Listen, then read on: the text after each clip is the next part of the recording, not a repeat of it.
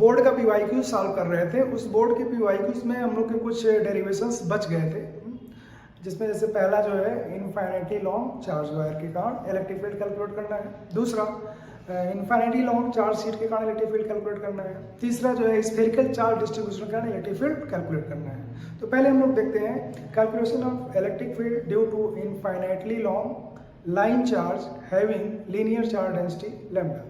तो first of all calculation of electric field due to infinitely long line charge having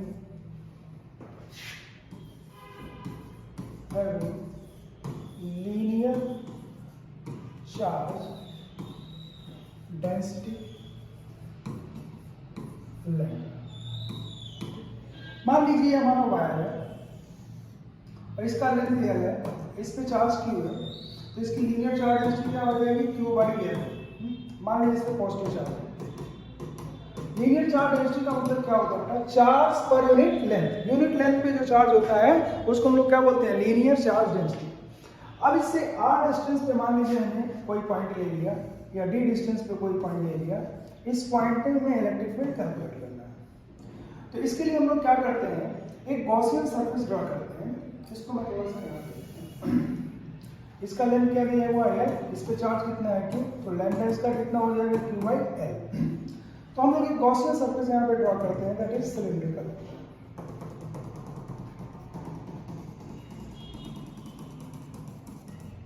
ये हमारा क्या है? सिलेंडर।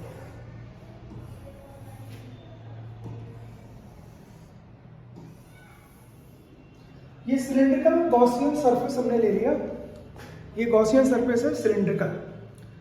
तो अब इसके देखिए, ये ऊपर वाला सरफेस हो गया नंबर 1, ये नीचे वाला सरफेस हो गया नंबर 2, और ये तीसरा सरफेस हो गया नंबर 3। नंबर 1 और नंबर 2 की अगर हम बात करें तो ये फ्लैट सरफेस है। नंबर 1 और नंबर 2 हमारा क्या हो जाएगा? Flat surface, like this.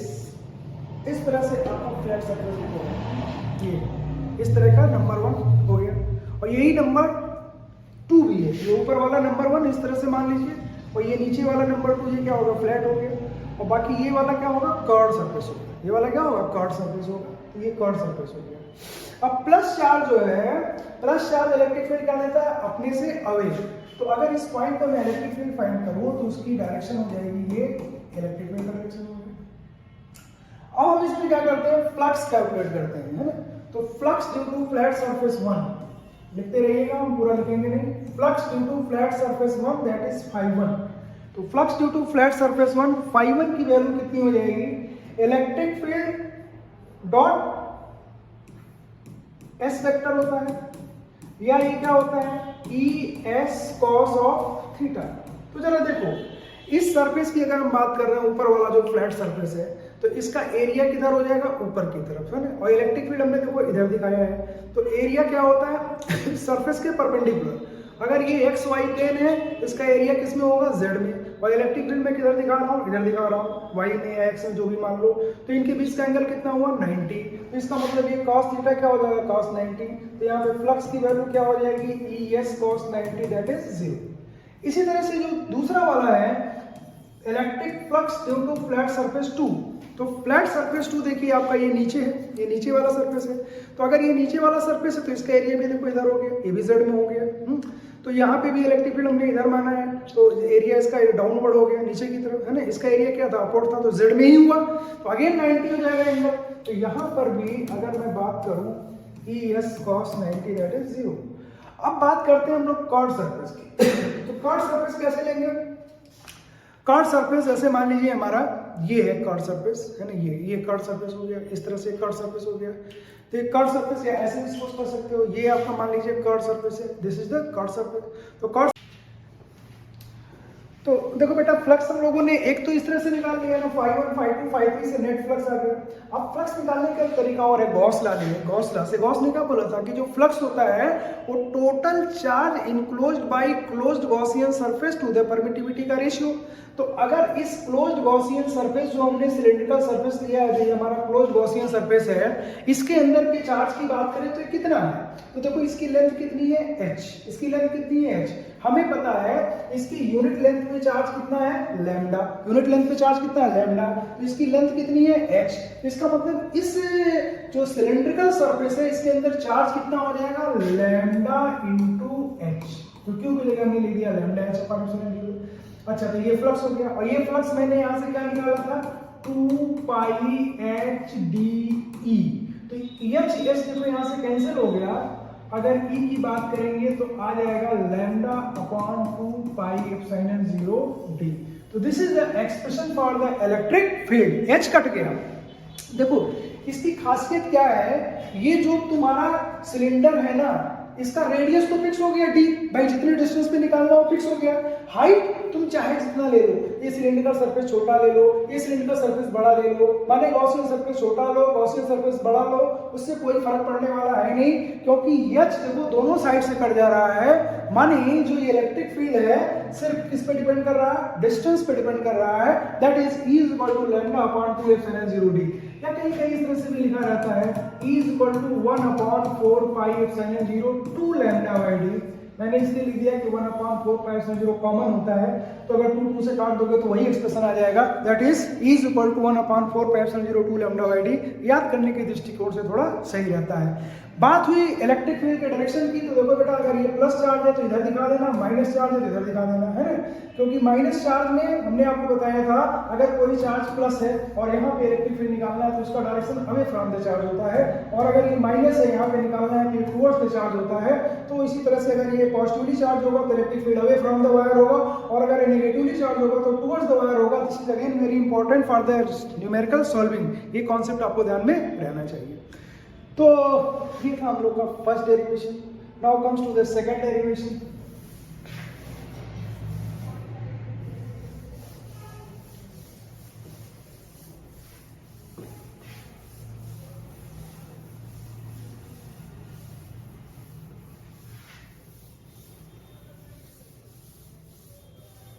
Second derivation है calculation of electric field, heading आ जाइए calculation of electric field due to long charged sheet, due to long charged sheet। आप इसमें थोड़ा सा दिमाग रखना है, ये जो चार्ज सीट है ना, ये सीट है, पतली सीट, थिन सीट है ना, जैसे आप मान लो कि कॉपी का एक पेज है ना पेज, और वो पेज तो पेपर का बना हुआ है ना, वो मान लो पेज किसका बना हुआ है, किसी मेटल का बना हुआ, पतला थिन सीट है, या नॉन मेटल का बना हुआ, मतलब कंडक्टर है या इंसुलेटर है। ये इंपॉर्टेंट पॉइंट है, इस बात को आप ध्यान रखिएगा कि वो जो हम प्लेट ले रहे हैं वो कंडक्टर है या इंसुलेटर है।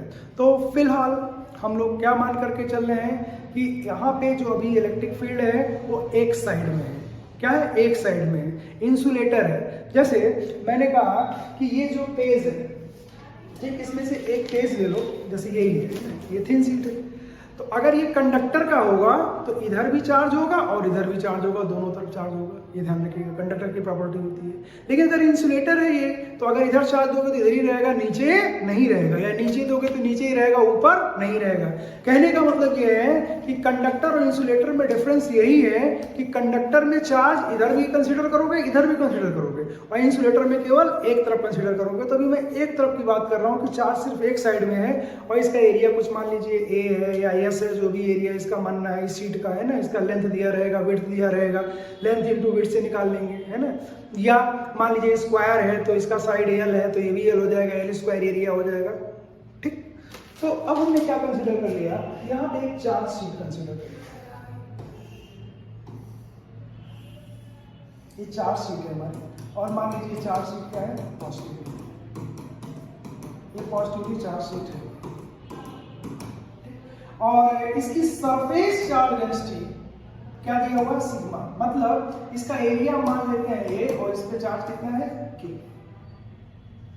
ये जो प्लेट है, इस प्लेट पे चार्ज कितना है, क्यू, और इस प्लेट का एरिया कितना है, ए, तो सिग्मा क्या होगा, सरफेस चार्ज डेंसिटी, मतलब सिग्मा की वैल्यू कितनी हो जाएगी, Q by A, that is charge on unit area. Surface charge density का मतलब क्या होगा, चार्ज ऑन यूनिट एरिया। तो यूनिट एरिया पे चार्ज का सिग्मा है।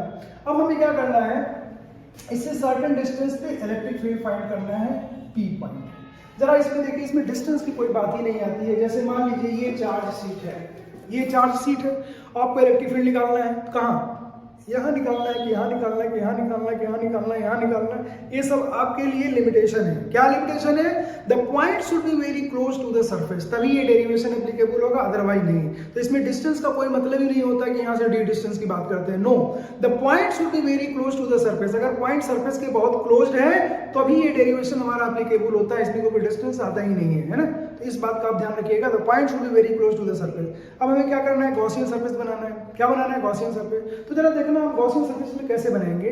इसमें जो हम गॉसियन सरफेस बनाएंगे ना, वो इस तरह का गॉसियन सरफेस बनाएंगे, इस तरह का गॉसियन सरफेस बनाएंगे। माने जो सिलेंडर लेंगे वो इस तरह का होगा, इस तरह से हम सिलेंडर इसमें लेंगे, ऐसे, मतलब आधा सिलेंडर ऊपर है और आधा सिलेंडर क्या है, नीचे है, और इतना पोर्शन इसका आ रहा है, इस चार्ज शीट का इतना पोर्शन आ रहा है, आधा सिलेंडर ऊपर है और आधा सिलेंडर नीचे है। इस तरह से हम गॉसियन सरफेस इसमें कंसीडर कर रहे हैं, है ना। उसमें देखिए गॉसियन सरफेस हमने दूसरे तरह से कंसीडर किया था।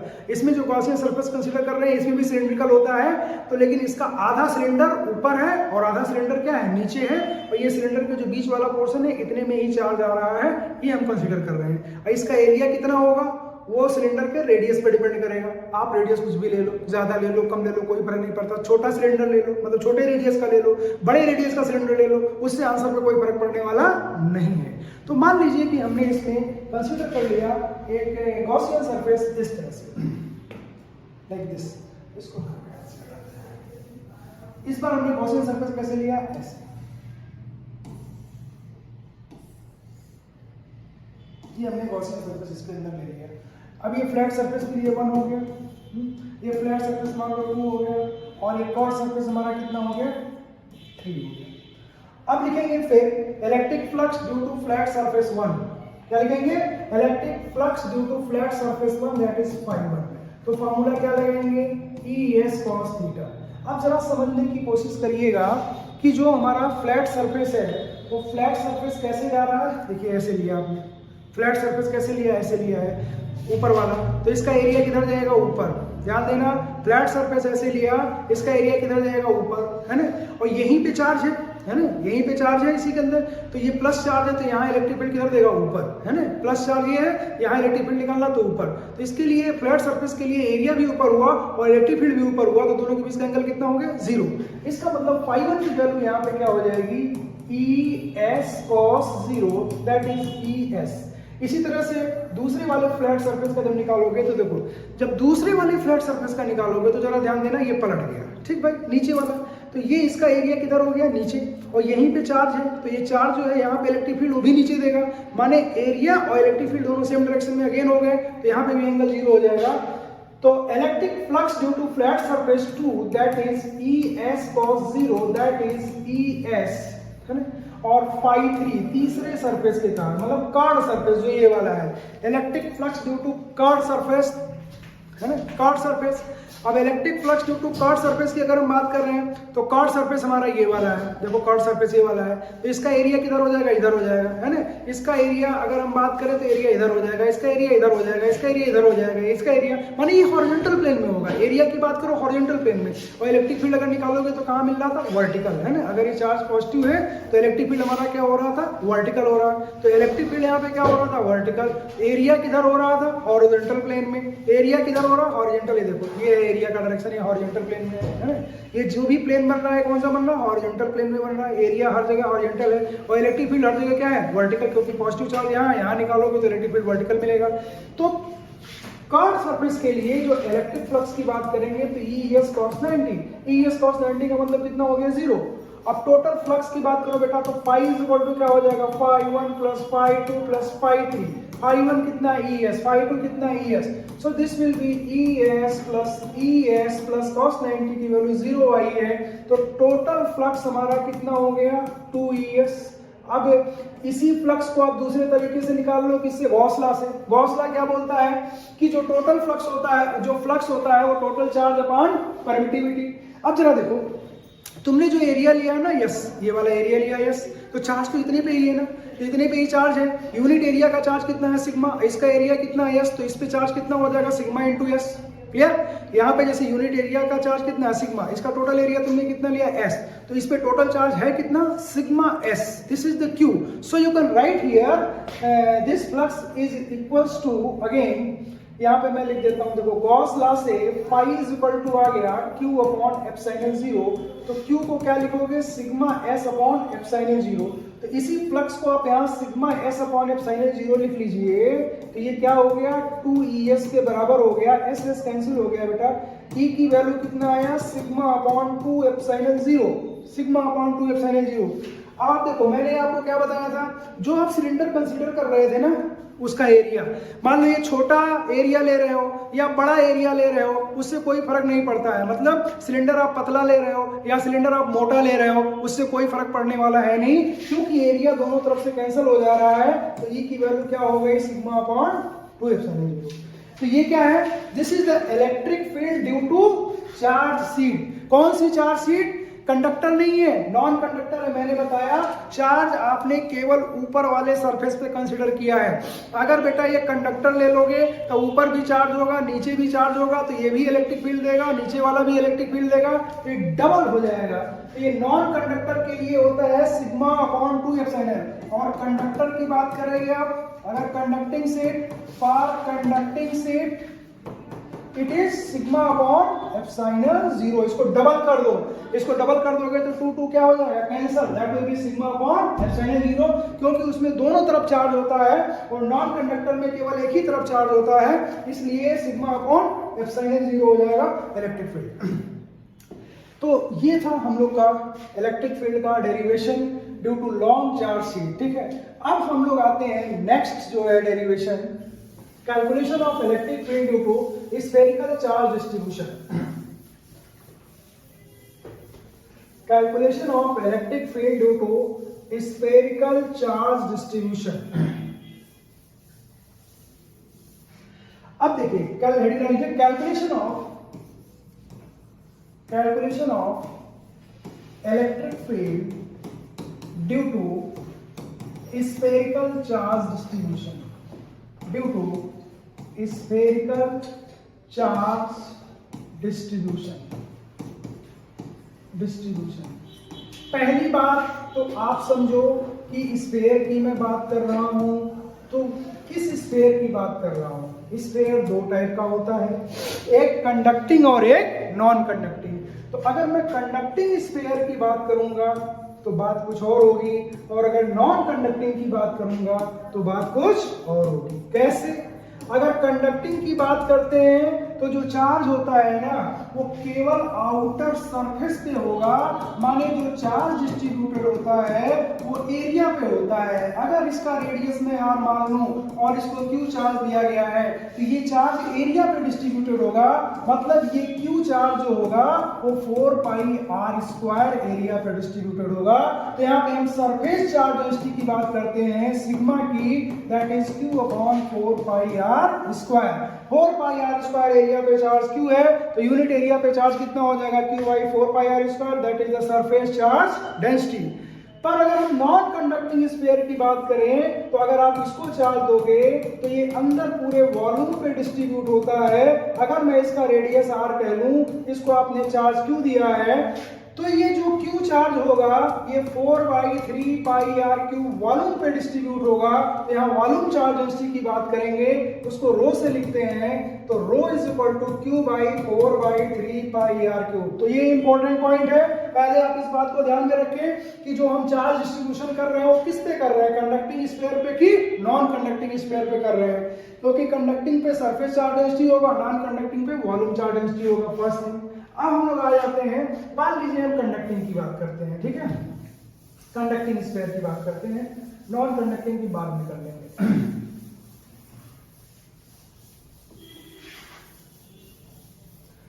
अब हम कंडक्टिंग स्फीयर की बात करते हैं, ठीक है, कंडक्टिंग स्फीयर की बात करते हैं। अब कंडक्टिंग स्फीयर में मान लीजिए कंडक्टिंग स्फीयर, ठीक है, इसका रेडियस r, ये इसका सेंटर है। 3 पॉइंट दिए हुए हैं, एक पॉइंट ए है, एक पॉइंट बी है, एक पॉइंट सी है, ठीक। ए वाला पॉइंट अंदर है, बी वाला पॉइंट सरफेस पे है, सी वाला पॉइंट आउटसाइड है। हमने इसको कुछ चार्ज दे रखा है, मान लीजिए हमने इसको चार्ज दे रखा है क्यू, इसको मैंने चार्ज दे रखा है कितना, क्यू चार्ज दे रखा है। अब हमें ए पर इलेक्ट्रिक फील्ड चाहिए या बी पे चाहिए या सी पे चाहिए, तो देखिए हम क्या करेंगे, ए पे निकालना हो या बी पे निकालना हो या सी पे निकालना हो, क्या बनाएंगे, गॉसियन सरफेस। क्या बनाएंगे, गॉसियन सरफेस बनाएंगे। ए के लिए गॉसियन सरफेस जो बनेगा बेटा हमारा ऐसे बनेगा, ऐसे बनेगा, है ना। ये जो गॉसियन सरफेस बना, अगर मैं मान लो इलेक्ट्रिक फील्ड यहाँ पे बोल दूं ई है, यहाँ पे इलेक्ट्रिक फील्ड मान लेते हैं ई है, तो इलेक्ट्रिक फील्ड ई और इसका एरिया कितना होगा 4 पाई OA स्क्वायर, इसका रेडियस कितना हो गया OA, तो ये हो गया 4 पाई OA स्क्वायर, ये इलेक्ट्रिक फ्लक्स हो गया। और ये इलेक्ट्रिक फ्लक्स किसके बराबर होगा, Q अपॉन एफ साइन। तो इसके अंदर तो कोई चार्ज ही नहीं है, गॉस के अकॉर्डिंग अगर कोई चार्ज ही नहीं है तो ये चार्ज जीरो हो गया, तो ये इलेक्ट्रिक फील्ड E की वैल्यू क्या हो गई, जीरो। माने आप ये पॉइंट यहाँ ले लो, यहाँ ले लो, यहाँ ले लो, यहाँ ले लो, यहाँ सेंटर से लेके सरफेस तक ये पॉइंट कहीं पर भी ले लो, हर जगह इलेक्ट्रिक फील्ड की वैल्यू जीरो आएगी। जैसे ए पर जीरो आई है वैसे हर पॉइंट पे जीरो होगी। इसीलिए हम कहते हैं कंडक्टिंग स्फीयर के अंदर इलेक्ट्रिक फील्ड की वैल्यू हमेशा क्या होती है, जीरो होती है। और जहां पे इलेक्ट्रिक फील्ड जीरो होता है वहां पे पोटेंशियल कांस्टेंट होता है, इसीलिए सेंटर से लेके सरफेस तक पोटेंशियल की वैल्यू क्या होगी, कांस्टेंट। वो पोटेंशियल की बात कर लेते हैं, तो potential from centre to surface, centre to surface remains same because there is no electric field, remains same। अब कितना होगा ये पोटेंशियल, अब यहाँ पे देख ही लेते हैं। अगर ये स्फीयर है, अगर ये स्फीयर है तो इसके हम सरफेस का पोटेंशियल निकालें, तो ये spherical charge distribution point charge की तरह बिहेव करता है। इस टोटल चार्ज को हम सेंटर पे मान लेंगे। अगर इस टोटल चार्ज को हम सेंटर पे मान लेंगे क्यों, तो इसके अगर हम पोटेंशियल की बात करें, इसके पोटेंशियल की बात करें कहाँ, बी की, बीबी की, सरफेस के पोटेंशियल की बात करें, that will be 1/4 pi epsilon 0 Q by OB। Q by OB, OB का मतलब क्या हो जाएगा, radius, that is 1/4 pi epsilon 0 Q by R। मतलब क्या होगा, इसके सरफेस का पोटेंशियल क्या हो जाएगा, सेम। फिर से देख लीजिए एक बार, मैंने क्या बोला, ये स्फेरिकल चार्ज डिस्ट्रीब्यूशन है, spherical charge distribution point charge की तरह बिहेव करता है। तो इस टोटल चार्ज को हम कहां पे मान लेंगे, सेंटर पे, और बी पॉइंट का हमको पोटेंशियल फाइंड करना है, तो यहां से इसकी डिस्टेंस कितनी हो जाएगी, रेडियस OB के बराबर, तो VB = 1/4 pi epsilon Q by OB, Q by R। इसका मतलब सरफेस का पोटेंशियल इतना हो गया। तो जो सरफेस का हो गया वही यहाँ होगा, वही यहाँ होगा, वही यहाँ होगा, वही यहाँ होगा, वही यहाँ होगा। हमारे सेंटर से लेके सरफेस तक हर जगह का पोटेंशियल सेम होगा। और अगर इलेक्ट्रिक फील्ड की बात करें तो अंदर इलेक्ट्रिक फील्ड की वैल्यू क्या हो जाएगी, जीरो। और आपको ऐसा ही पता है, अगर कहीं पे इलेक्ट्रिक फील्ड जीरो होगा तो वहाँ पोटेंशियल में चेंज नहीं आता है। पोटेंशियल में चेंज तभी आता है जब इलेक्ट्रिक फील्ड होता है। तो कंडक्टिंग स्फीयर के अंदर इलेक्ट्रिक फील्ड क्या है, जीरो, इसलिए सेंटर से सरफेस तक का पोटेंशियल क्या हो गया, सेम। ए पॉइंट की बात खत्म हो गई। अब हम आते हैं सरफेस पे पोटेंशियल कैसे निकालेंगे, माने बी पॉइंट की बात करते हैं। इलेक्ट्रिक फील्ड कैसे निकालेंगे, पोटेंशियल तो आप निकाल ही चुके हो। थर्ड बी के लिए देखिए जरा, मैं गॉसियन सरफेस ड्रा करता हूं, तो गॉसियन सरफेस में थोड़ा सा इसका मैं कलर चेंज कर देता हूं, जरा देख लीजिए क्या है। देखिए ये गॉसियन सरफेस दे रहा हूं, बी पॉइंट के लिए मैं ये गॉसियन सरफेस दे रहा हूं, ये जस्ट इसके ऊपर है, ये जस्ट इसके ऊपर है। इसका मतलब ये जो रेड वाला हमारा है, जो हमारा रेड वाला गॉसियन सरफेस जो हमने कंसीडर किया है, इस गॉसियन सरफेस में ये टोटल का टोटल चार्ज आ चुका है। और अगर इलेक्ट्रिक फील्ड मान लीजिए इस बी पॉइंट पे हम मान ले EB है, इस बी पॉइंट पे इलेक्ट्रिक फील्ड हम EB मान लेते हैं, तो इलेक्ट्रिक फील्ड EB हो गया। अब इस गॉसियन सरफेस के एरिया की बात करें तो 4 पाई OB स्क्वायर, OB इसका क्या है, रेडियस है, तो इसका लिखेंगे 4 पाई R स्क्वायर। ये इलेक्ट्रिक फ्लक्स हो गया, है ना। अब एंगल कहोगे क्यों नहीं लिया, देखिए इसका एरिया किधर होगा, बाहर, और इलेक्ट्रिक फील्ड किधर होगा, बाहर, तो एंगल कितना हो गया, जीरो, है ना। क्योंकि सरफेस के परपेंडिकुलर हमेशा एरिया होगा, स्फेरिकल सरफेस होगा तो रेडियली आउटवर्ड एरिया होगा, स्फेरिकल सरफेस है तो इलेक्ट्रिक फील्ड भी आउटवर्ड है और रेडियस भी और एरिया भी आउटवर्ड है, दोनों के बीच का एंगल जीरो हो गया। सो यू कैन राइट इट, मान लो आप यहाँ पे लिखना चाहो तो लिख भी दोगे, ES cos theta cos zero value हो गई। अब ये जो फ्लक्स ऐसे हमने निकाला, दूसरा फ्लक्स हम कैसे निकालेंगे, गॉस लॉ से। तो गॉस लॉ से क्या कहेंगे, इस रेड वाले जो गॉसियन सरफेस है इसके अंदर चार्ज कितना है, इसके अंदर चार्ज कितना है, Q। तो this can be written as Q upon epsilon 0।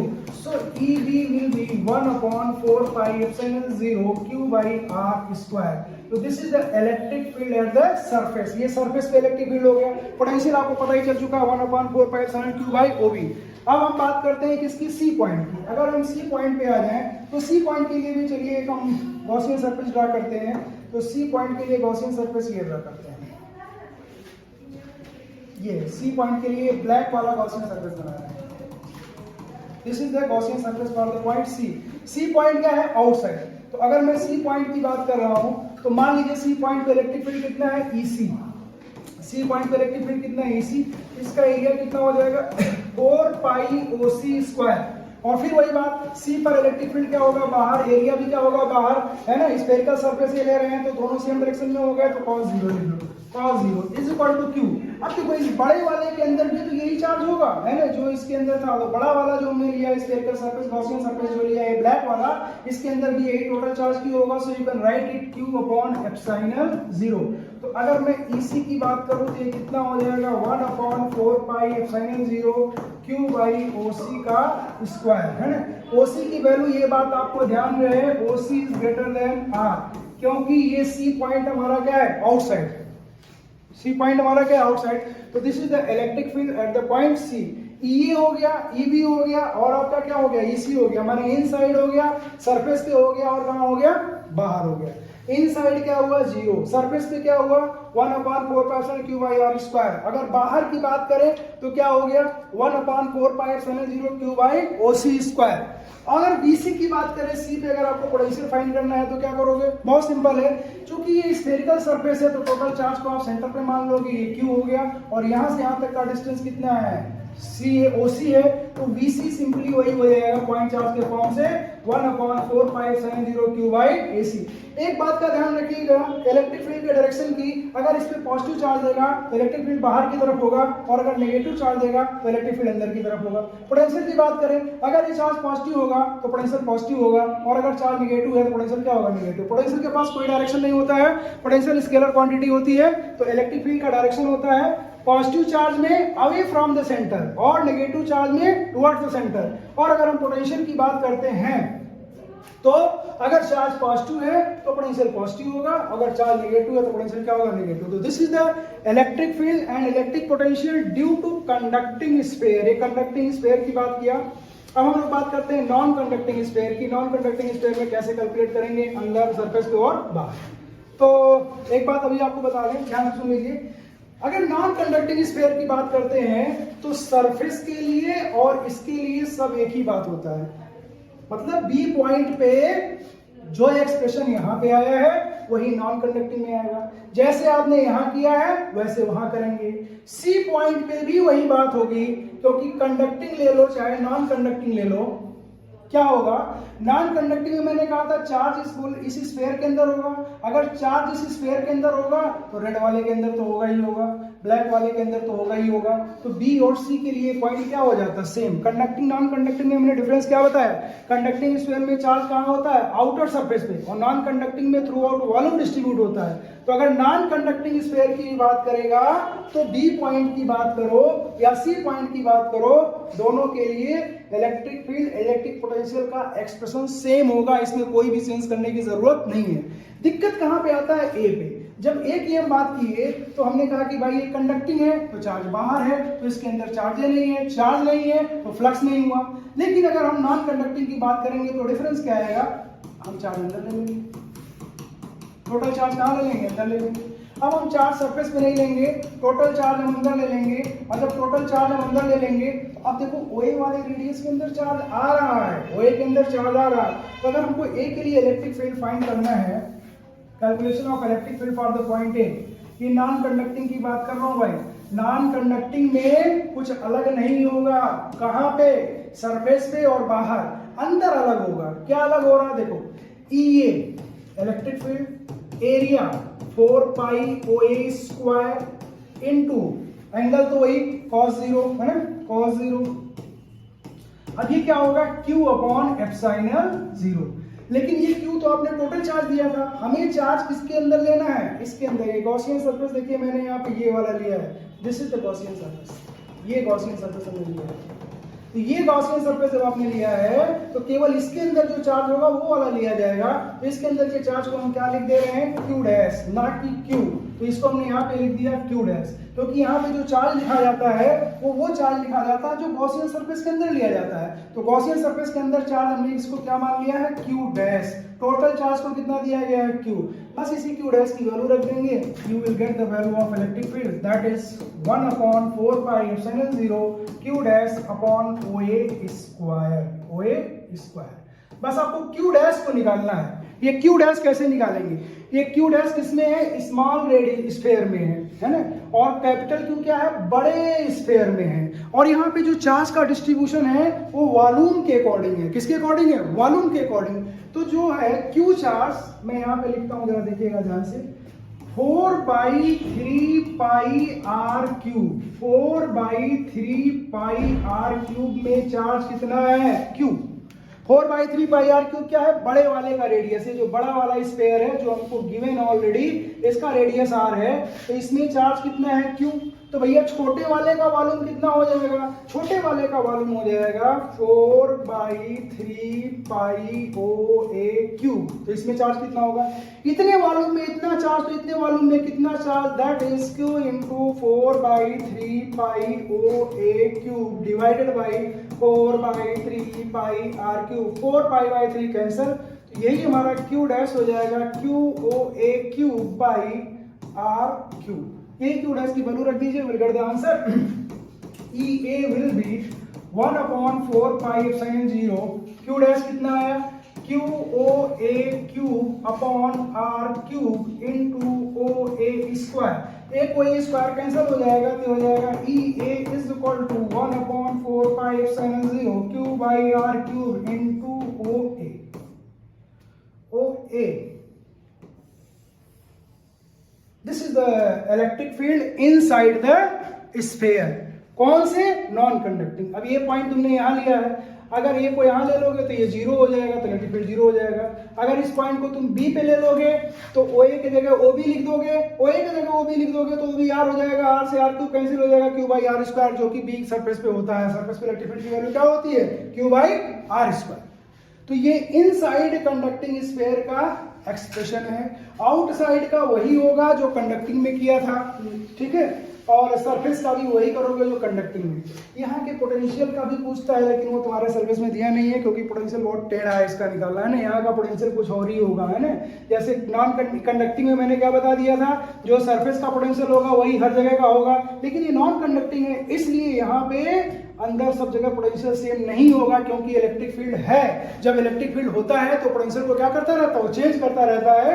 और तुम्हारे काइंड इन्फॉर्मेशन के लिए बता दें, अगर सरफेस का पोटेंशियल VO है, सरफेस का VO है, तो यहाँ का पोटेंशियल 3/2 VO होता है, ये ध्यान रखना, है ना। सरफेस का पोटेंशियल, सेंटर का पोटेंशियल बदलता रहता है। तो ये था हमारा स्फेरिकल चार्ज डिस्ट्रीब्यूशन। तो मैंने आपको सारे डेरिवेशंस करा डाले, है ना। अब इसमें एक चीज और रह जाता है, ग्राफ कभी कभी पूछ देता है कि भाई पॉइंट चार्ज के इलेक्ट्रिक फील्ड का ग्राफ बना दो, इलेक्ट्रिक पोटेंशियल का ग्राफ बना दो, इलेक्ट्रिक डाइपोल का जो इलेक्ट्रिक फील्ड है या इलेक्ट्रिक पोटेंशियल है उसका ग्राफ बना दो, या लाइन चार्ज का पूछ लेगा, या चार्ज शीट का पूछ लेगा, या स्फेरिकल चार्ज डिस्ट्रीब्यूशन का पूछ लेगा, सबका ग्राफ पूछता है। तो एक्सप्रेशन तो आपके सामने है, इसमें ग्राफ का भी एक वीडियो बना देंगे, नेक्स्ट वीडियो सबके ग्राफ का बना देंगे कि सबका ग्राफ कैसे होता है। पॉइंट चार्ज का कैसे बनेगा, इलेक्ट्रिक डाइपोल का कैसे बनेगा, लाइन चार्ज का कैसे बनेगा, सरफेस चार्ज डेंसिटी का कैसे बनेगा, और स्फेरिकल चार्ज डिस्ट्रीब्यूशन में जो दोनों केस लेंगे हम, कंडक्टिंग और नॉन कंडक्टिंग, उसमें इलेक्ट्रिक फील्ड और इलेक्ट्रिक पोटेंशियल का ग्राफ कैसे बनाते हैं। तो आज इतना ही रखते हैं, बाकी मिलते हैं नेक्स्ट क्लास में।